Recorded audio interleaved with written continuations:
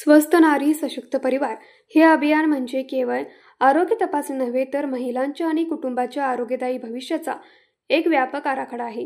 प्रधानमंत्री नरेंद्र मोदी यांच्या 75व्या वाढदिवसानिमित्त 17 सप्टेंबर ते 2 ऑक्टोबर 2025 या कालावधीत राज्यभर हे अभियान राबवण्यात येत आहे। प्रधानमंत्री ज्या समर्पित भावनेने समाजकार्य करतात त्याच भावनेने आरोग्य विभागाने हे अभियान चालवावे हे माझे स्पष्ट मत असल्याचे मंत्री प्रकाश आंबेडकर यांनी सांगितले। या अंतर्गत राज्यभरात 51,820 ठिकाणी आरोग्य शिबिरे घेण्यात येत असून 75 ठिकाणी विशेष उपक्रमाचे आयोजन करण्यात आले आहे। यामध्ये 75 प्राथमिक आरोग्य केंद्र व नागरी प्राथमिक आरोग्य केंद्रात शिबिरे, 75 दंत तपासणी शिबिरे, माता व बाल आरोग्याची 75 शिबिरे, पोषण जनजागृतीची 75 सत्रे तसेच आयुष व योगाची 75 सत्रे आयोजित करण्यात आली आहेत। मोफत चष्मा वाटप, कर्करोग तपासणी, मानसिक आरोग्य समुपदेशन, रक्तदान व अवयवदान शिबिरे अशा विविध आरोग्य उपक्रमांचा यात समावेश आहे। या अभियानाचा उद्देश केवळ आजारांची तपासणी नाही तर आरोग्य साक्षरता वाढवणे, महिलांच्या आरोग्याचे बळकटीकरण आणि कुटुंबातील प्रत्येक घटक सशक्त करणे हा आहे।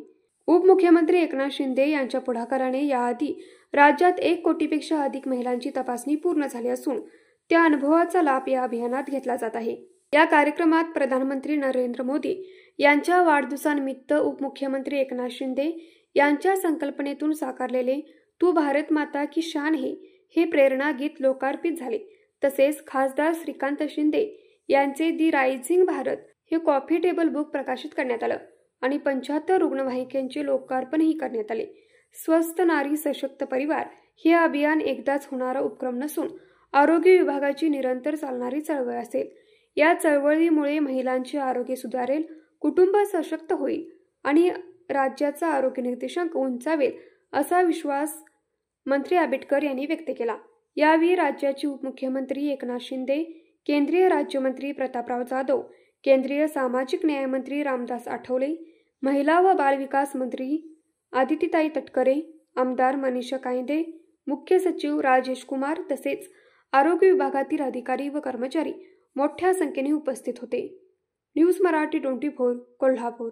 हे आहे गोकुळचं श्रीखंड, अगदी जिभेवर रेंगाळणार। जिभेवरच नाही तर मनावरही रेंगाळणार। गोकुळ श्रीखंड, मनावर रेंगाळणार।